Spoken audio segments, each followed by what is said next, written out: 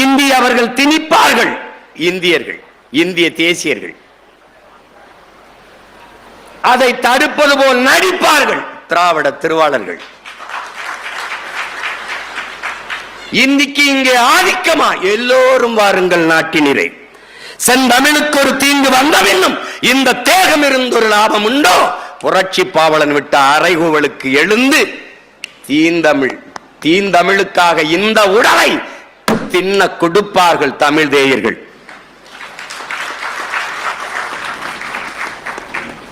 இங்க 4 ஆளை கவனிக்கணும். ஒண்ணு இந்தியை திணிப்பார்கள். திணிப்பதை எதிர்ப்பது போல நடித்து அதிகாரத்துக்கு வந்தார்கள்.